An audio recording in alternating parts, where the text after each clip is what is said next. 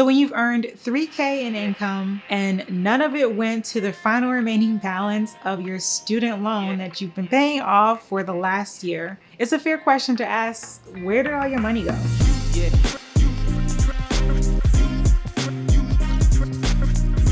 Hey friends, welcome back to Noir In Color, where we discuss the strategies, tools, and tips to help you amp up your side hustle game, become more productive, as well as pay off that student loan debt faster. If you're new here, hi, my name is Shnita. In this week's video, I'm going to be going over Q1 earnings for this year with DoorDash, as well as the mistakes I've been making along the way and the lessons I've learned and what I'm trying to do to turn things around. But before we get started, I wanted to invite you to gain access to my free income strategy guide on how to get started in building a profitable side hustle. It covers my exact strategy on how to generate an additional $1K per month in side income, as well as resources to help you get started, questions to ask yourself before you do, and more. So make sure to click on the link in the description below to get your hands on that free guide. And now let's get started with this week's topic. Okay, so because I'm coming to you so late in the game, I know I'm gonna go ahead and give you Q1 total earnings, giving you details on January, February, and March of this year so far. As I'm recording this, it is the month of April, but I have to edit this, so you'll probably see this in the beginning of May. For January, I made a total of $1,250.41. In February, I made a total of $1,067.78. And in March, I made a total of $970.36. Now let's compare this to January, February, and March of last year. So in January 2021, I made a total of $1,124.71. Let's take a look at February. February 2021, I made a total of $1,074.98. In March of 2021, a total of $964.42. And as you can see, last year and this year, really not that much of a difference. So clearly there's a pattern in the month of March in terms of my earnings that I may need to pay closer attention to. So I'm going into my Stride app and I'm going to take a look at what my business profit has been so far. There are some earnings for the month of April that I haven't covered yet. And so my net profit is probably going to look a little bit higher than what is actually reported in my Q1 earnings. It looks like my business profit is $2,330.48. That seems to be the business profit so far this year.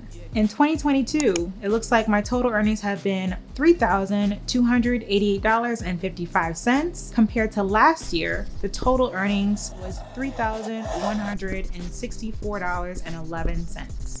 The thing is that even though the numbers are looking pretty much the same as last year, the difference is that I can't rely anymore on the additional supplemental income that was being given to gig workers and small business owners. So that means I'm gonna have to stay on top of my numbers, watch my spending, and of course, keep track of my progress. So in previous videos, I was asked a question about whether or not I see a spike in my earnings during like national televised events like the Super Bowl or the Olympics. And so I'm gonna pull up my earnings for the Super Bowl of last year compared to this year. So let's take a look.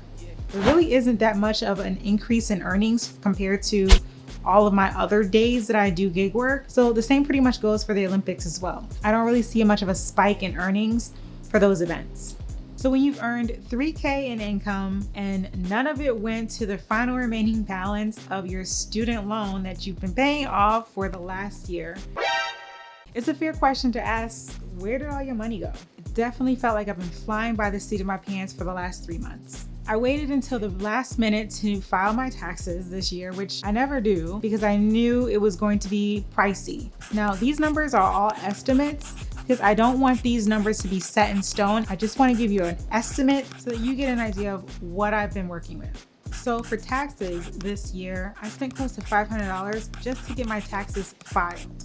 In addition, behind the scenes, I've been working on my website. I had to make 2 deposits around about $2,000 to finish up the production of my web design, which I'm proud to say Noir In Color is now freebie.com, and it is live on the web. I'll leave a link in the description below for you guys to check it out. I'm so excited about it, but more on that later. For the website, I had to get photo ready. So the hair, makeup, and location fees for that came to an estimate of $550. So I have been honing in on my skills, and I enrolled myself into a few courses of other creators on social platforms that are experts in their field and were able to provide me with some insight that would help me with my content creation. So that's where my money went this quarter. So as you can see with the side hustle income that I'm bringing in from DoorDash, I'm not actually paying myself. It's being reinvesting back into this business, which is content creation here on the YouTube platform, as well as my new website. So with all that said, not much progress made on my student loan balance. I have just been making the minimum payments on the remaining balance. But now that these financial obligations are out of the way, I'm looking forward to getting things back in gear. Now, as a reminder, if you're finding value in this video, please do give it a thumbs up. And if you like this type of content, consider subscribing. So I'm realizing there are some mistakes that I did make so far this year. I'm realizing that I didn't prioritize my why. And I've mentioned that before, but I don't think I took my own advice during this period of the year. So if you've been along the journey with me for a while, you know that I had a goal in mind to get this one loan paid off by a very specific date. While the goal itself was pretty clear, why exactly was that date so important? Hitting that goal for that date and time was really important because I knew that I had other things that were gonna get started. Like, for example, my web design. I knew I had a targeted date on when it was scheduled to launch. And so therefore, my goal should have been done before the implementation of my website design. Unfortunately, that didn't happen and those two worlds collided, and here we are. Had I gone back and reevaluated my why and stuck to the original time frame on when I wanted to get that done, I would have staggered some of my progress and some of my business expenses so that everything didn't all collide at one time. Now, were all those expenses necessary? In terms of the taxes, absolutely yes. Because I'm a small business owner of two businesses, one with DoorDash and the other is Noir In Color, my taxes are different than what they used to be. I used to just file a 1040 EZ, but now my taxes are becoming a little bit more involved. Each individual tax form that I have to file for my small businesses incur their own separate fees. And I'd rather spend the money on working with a tax preparer who knows the tax laws, knows the tax codes, and is able to get them done better than if I just did it myself to save money. So filing my taxes and paying someone wasn't the mistake. The mistake was waiting until the last minute. I didn't realize that depending on where you go to get your taxes filed, the earlier you get your taxes done, sometimes results in less money you have to spend getting them filed. So in terms of my web design, I decided I really wanted to build out a professional website for Noir In Color because I wanted to build a revenue stream that I controlled. I don't have any control over the YouTube algorithm or the Instagram algorithm or any of the other social media platforms, but I do have control over my own domain, which is noirincolor.com. I did attempt to go the budget-friendly route and try to do this on my own over on Squarespace, but it was a failed attempt. I didn't really love it, and when people would ask me, hey, do you have a website? I wasn't really all that comfortable with sharing it. Just basically not all that impressed with what I was putting out in the world. And so I wanted a website that definitely represented who I was, and I knew I needed to call in some professionals to help me navigate that. I definitely invite you to check out the website for Noir In Color. Take a look at it, let me know what you think.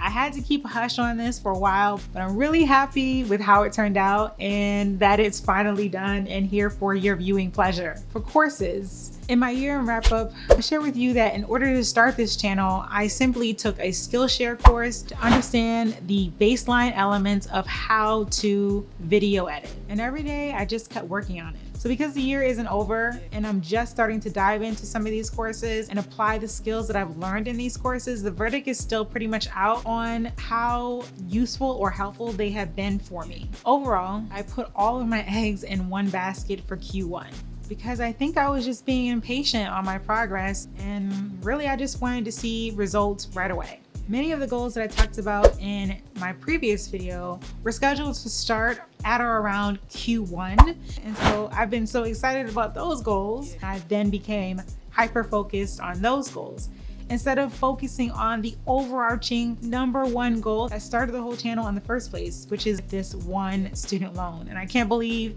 Sally Mae, Navient, whatever she wants to call herself, is still sticking around. She's still here with us. And speaking of that, I didn't reflect on all the progress that I had already made. So I recently went back and watched some of my first few videos on this channel, and I was looking at my student loan balance from those videos, and I'm like, wow, I have made so much progress.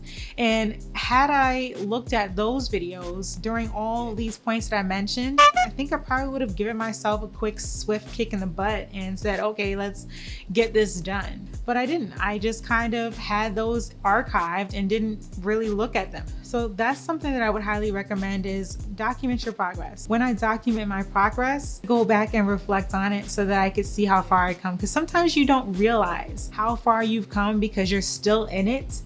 And all you can think about is, why am I still doing this, instead of thinking about how far you came. So that's definitely a revelation of one of the biggest mistakes I made so far this year.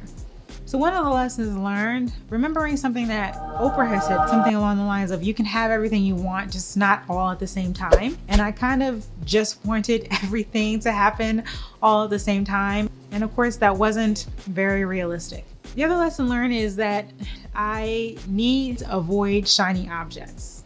Learning when these things are actually necessary in my business for me to take action on. There's always going to be some new course that I need to take, or somebody's offering some new training, or there's a new workshop ahead. So in order to curb that temptation, I have to ask myself 2 questions. The first question is this thing going to help solve my problem right now? In other words, is this the solution to my problem? Number 2, is this giving me fear of missing out? Do I just want this thing because I'm assuming it just won't be there later? Because in my head, I'm thinking of this like cheesy salesman pitch, act now while supplies last. And then in addition to me avoiding shiny objects, I've learned that I need to remember what has already worked first before diving headfirst into the next best thing. So going back to my mistake of not remembering all the progress that I made and then reflecting on my earlier videos, those are the things that worked. All those techniques that I was trying and learning and sharing are the things that work. Those are the things that made progress. And somehow along the way, I forgot about those things. If you would like more content on my financial freedom journey, be sure to check out this video where I share with you some of the expenses that I have removed from my personal life to help offset my financial goals. Take care, and I'll see you on the next one. Bye.